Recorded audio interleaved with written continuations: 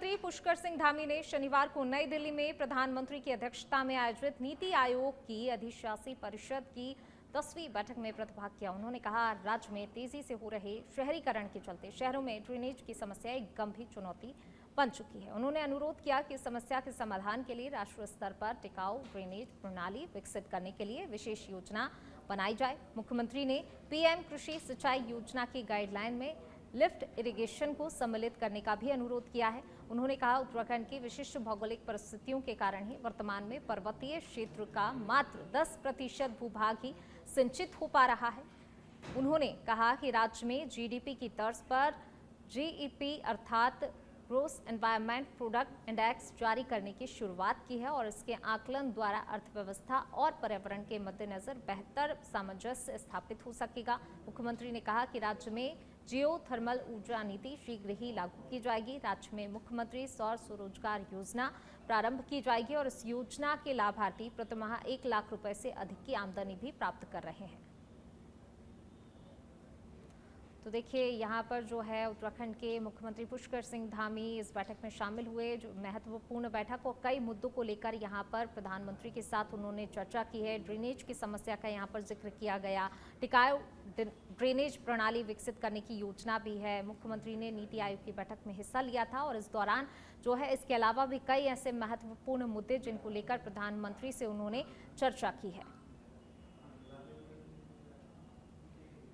पूर्व सीएम हरीश रावत ने एक चौंकाने वाला बयान दिया है, जी हां, जिससे कांग्रेस और बीजेपी दोनों ही पार्टियां हैरान हो गई हैं। हरीश रावत ने कहा कि वह 2027 का विधानसभा चुनाव नहीं लड़ेंगे। उनके इस बयान से साफ है कि वह खुद नहीं बल्कि अपने बेटे को 2027 में मैदान में उतारेंगे, जिसकी चर्चा लंबे समय से चली आ रही थी।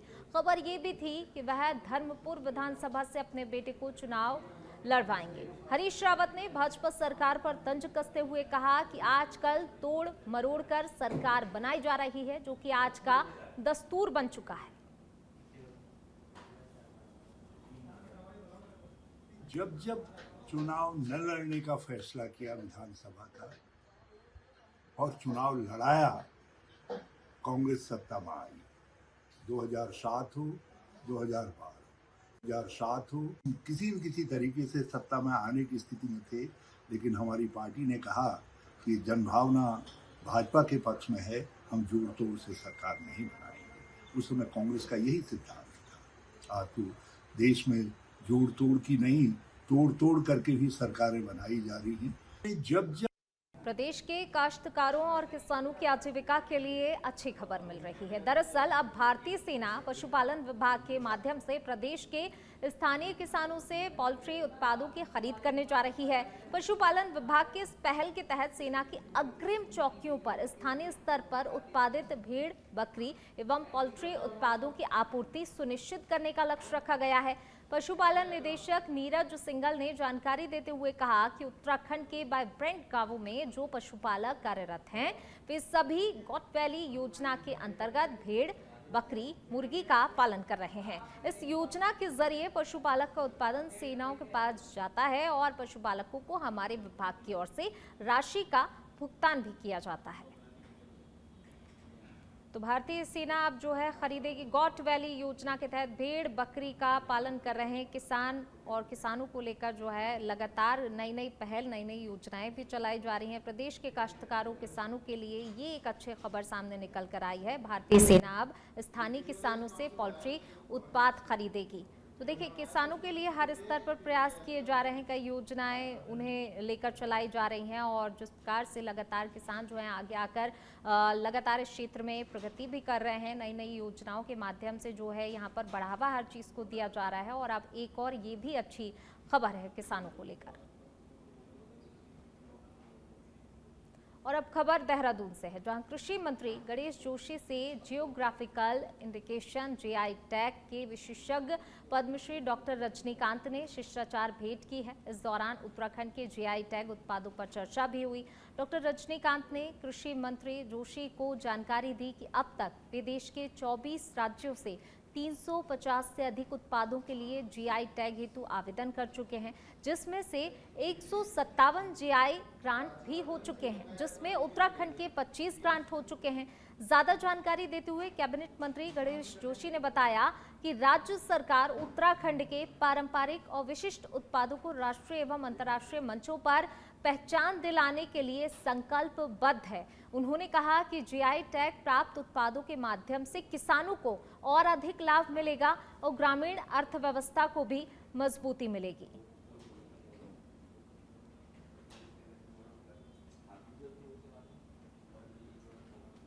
हमने इसको भी जीआई टैग के लिए प्रस्तुत किया है और मुझे पूरा भरोसा है कि जिस प्रकार से हमारी सरकार काम कर रही है, निश्चित ही इन चीज़ों को जीआई टैग मिलेगा और जो कि यहाँ की कृषि के लिए, यहाँ की ग्रोथ के लिए बहुत उपयोगी होगा।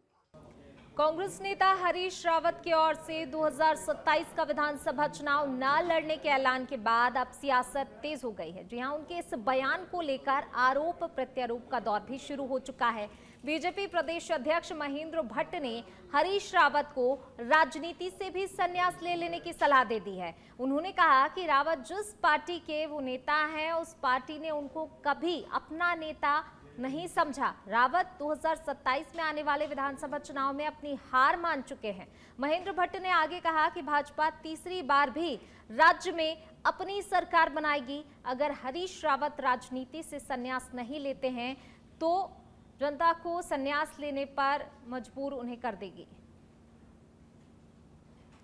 तो देखिए, बीजेपी नेता ने हरीश रावत को संन्यास लेने की सलाह दी है। जिस प्रकार से हरीश रावत ने 2027 में विधानसभा ना लड़ने का ऐलान किया, उसके बाद से इसको लेकर सियासत गरमाती हुई नजर आ रही है। इसी बीच आरोप प्रत्यारोप का दौर भी जो है जारी हो गया और जिस प्रकार से महेंद्र भट्ट ने उन्हें लेकर बड़ा बयान उन्होंने भी दिया और कहा कि उन्हें संन्यास ले लेना चाहिए। एक तरीके से इसे एडवाइस के तौर पर भी देखा जा रहा है कि देखिए, सलाह दे दी है कि आपको संन्यास ले लेना चाहिए। तो अब ये जिस प्रकार से अभी सियासत गरमाती हुई नजर आ रही है और जिस प्रकार से हरीश रावत का बयान सामने आया है, लग रहा है इसको लेकर अब राजनीति आगे और भी गरमाती हुई अब दिखाई दे रही है। बीजेपी नेता ने हरीश रावत को संन्यास लेने की सलाह दी उनके इस बयान के बाद कि 2027 में होने वाला विधानसभा वो चुनाव नहीं लड़ने वाले हैं।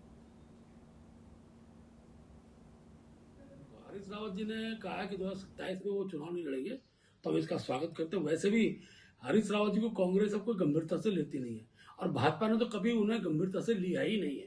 मैं जानता हूं कि हरीश रावत जी की ने आज 2 साल पहले ही कांग्रेस की हार को स्वीकृति दे दी है और ये हम बार बार कह रहे हैं कि 27 में भारतीय जनता पार्टी तीसरी बार रिपीट होकर आएगी। अच्छा होता हरीश रावत जी जहां चुनाव लड़ने की। संभागीय परिवहन कार्यालय अब चिल्ड्रन ट्रैफिक पार्क के माध्यम से जन जागरूकता अभियान चलाने जा रहा है।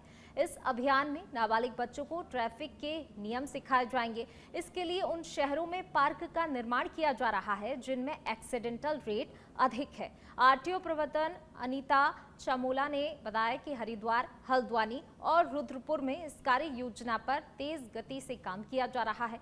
उन्होंने आगे बताया कि वहीं देहरादून के सहस्त्रधारा हेलीपैड के निकट सिटी पार्क में एक चिल्ड्रन पार्क भी बनाया जा रहा है। इस पार्क को सितंबर तक पूरा कर लिया जाएगा। इस अभियान की शुरुआत अक्टूबर माह से होगी। चिल्ड्रन पार्क में 5 साल से लेकर 14 साल तक के बच्चों को जागरूक किया जाएगा।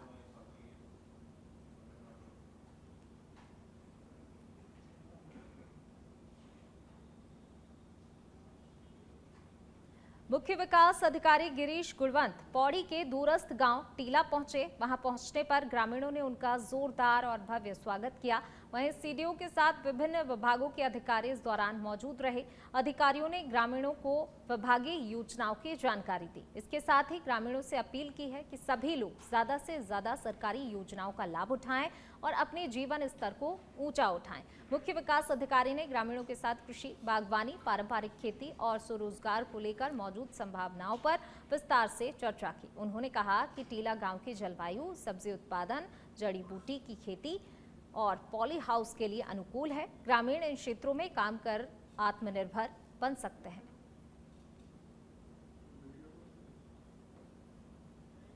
सीडीओ सर के द्वारा महिलाओं को उद्यान के बारे में, कृषि के बारे में, जो हमारे पशुपालन के बारे में तमाम विभागों की ऐसी ऐसी जानकारियाँ दी गई जो कि हमारे माताओं बहनों को, जो हमारे बुजुर्गों को जिस चीज़ का पता ही नहीं था, आज जो है मुख्य विकास अधिकारी जी के द्वारा इन तमाम विषयों पर चर्चा करके माताओं बहनों को जागरूक किया गया।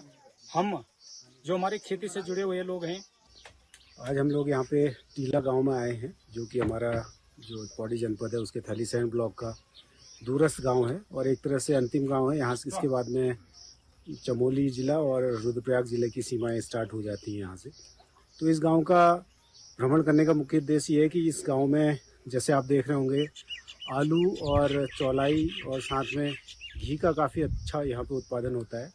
तो हमने आज यहाँ के जो स्थानीय निवासी हैं उनसे वार्ता की है और इस आलू के और चौलाई को हम लोग कैसे आगे इनकी मार्केटिंग करा सकते हैं, इनको और अच्छा दाम कैसे दिला सकते हैं इसका, और साथ में जो लोग घी का उत्पादन करते हैं उसको हम लोग कैसे मार्केट से जोड़ सकते हैं, इसके लिए वार्ता की गई है। हमारे देश में एक बार फिर से कोरोना दस्तक देने लगा है। उत्तराखंड में अन्य राज्यों से आए 2 लोगों में संक्रमण की पुष्टि हो चुकी है, जिसको देखते हुए स्वास्थ्य विभाग ने सतर्कता बढ़ा दी है। वहीं अब एम्स ऋषिकेश में भी कोरोना के 3 मरीज संक्रमित पाए गए हैं।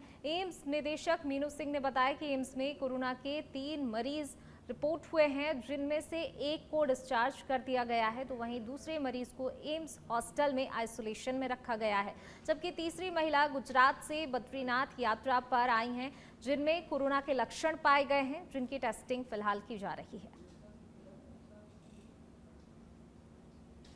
लेकिन एम्स में 3 पेशेंट्स हमारे पास रिपोर्ट हुए हैं। एक तो डिस्चार्ज हो गई है, वो उनको एक्यूट इन्फ्लुएंजा लाइक इलनेस के साथ आई थी और उनको थोड़ा रेस्पिरेटरी सपोर्ट की ज़रूरत पड़ी थी और वो अभी डिस्चार्ज होकर चले गई हैं। और एक और पेशेंट है जो हमारी अपनी रेजिडेंट है, जिसको जुकाम खांसी वगैरह था, तो जो टेस्ट करने से पॉजिटिव आया है, उनको आइसोलेशन में, वो अपने हॉस्टल में आइसोलेशन में है और ठीक ठाक है। इसके अलावा एक और पेशेंट है जिसका सस्पिशन है, वो गुजरात से बद्रीनाथ की यात्रा के लिए आए हुए हैं, तो उनका टेस्टिंग वगैरह चल रहा है। तो ऐसा है कि इस समय हमें थोड़ा अलर्ट पे, स्टेट ने अलर्ट पे रखा है और इसलिए हम कोविड अप्रोप्रिएट बिहेवियर अब अपने इंस्टीट्यूट में लागू कर रहे हैं ताकि लोग मास्क पहने।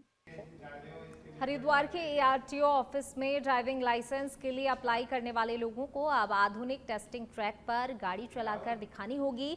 इस टेस्ट में पास होने पर ही उन्हें DL जारी किया जा सकेगा।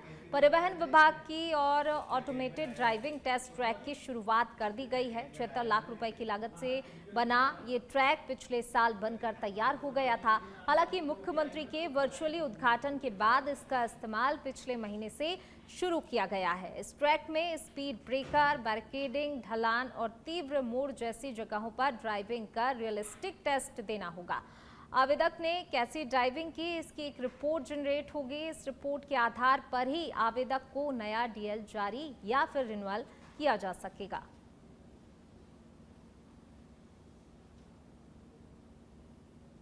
मैनुअल टेस्ट लिया जाता था, अब वो पूरा फुल्ली ऑटोमेटेड हो गया है।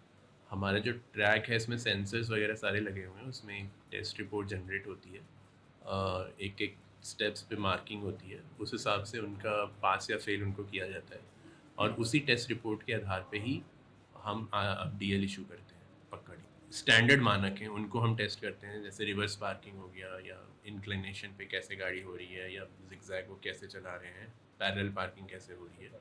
तो इन सब एक मानकों की एक रियलिस्टिक टेस्टिंग होती है और ऑटोमेटेड है, हर जगह सेंसर्स लगे हुए हैं, उसकी पूरी रिपोर्टिंग होती है और इसकी ऑथेंटिसिटी। खटीमा के चारूपेटा नई बस्ती क्षेत्र में एक महिला का अधजला शव मिलने से सनसनी फैल गई। मृतका की पहचान सुरेश कुमार की पत्नी अनीता देवी के रूप में की गई है। प्राप्त जानकारी के अनुसार अनीता देवी बीती रात से घर नहीं लौटी थी। जब सुबह तक महिला घर नहीं लौटी तो पति ने ग्रामीणों के साथ मिलकर उसकी तलाश करनी शुरू कर दी। तभी तलाश के दौरान महिला का अधजला शव बरामद हुआ, जिसके बाद घटना की सूचना मिलने के बाद पहुंची पुलिस ने शव को अपने कब्जे में लेकर पोस्टमार्टम के लिए भेज दिया। वहीं इस मामले में मृतका के भाई ने अपनी बहन की हत्या का आरोप सीधे जीजा सुरेश कुमार पर लगाया है। पुलिस ने इस मामले की जांच के लिए 2 से 3 टीमें गठित भी कर दी हैं। साथ ही जल्द ही घटना का खुलासा करने का दावा भी किया है। यहाँ पर जो है एक जली हुई बॉडी जो है जंगल में यहाँ पर कस्बे से 250 से 300 मीटर दूर मिली है। तो सूचना मिलने पर ही पुलिस मौके पर पहुंची और जो है फिर शिनाख्त की कार्रवाई हुई, शिनाख्त भी हो गई है, उनका घर आस पास में ही है। साथ ही जो है एसएसएफ की टीम भी हम लोगों ने एक्टिव कर दी है और 2-3 टीमें बनाई गई हैं पुलिस की, उस पर मैं ज़्यादा टिप्पणी नहीं करना चाहूँगा और वर्क इन प्रोग्रेस है, जल्दी इस केस का भी निवारण होगा। उसका पति का ही काम हो सकता है क्योंकि रात 12:30 बजे करीब में मेरे को मंदिर की साइड में बगिया में मिला था ये। तो मैंने इससे पूछा कि आपने मतलब मेरी बीवी को तो नहीं देखा यहाँ पे, क्योंकि नाराज़ होकर आ गए थे मेरी घरवाली। तो मैं दूर निकले गया था तो मेरी नज़र उसके ऊपर पड़ी। उसके ऊपर पड़ने के बाद मैंने उनसे पूछा कि आपने देखा तो नहीं मेरी बहनों कहीं, तो उसने कुछ रिस्पॉन्स नहीं किया मेरी तरफ देख के, सीधा ये पलट गया। फिर उसके बाद लड़के उड़के थे तो झाड़ियों में छिपता हुआ भाग रहा था। तो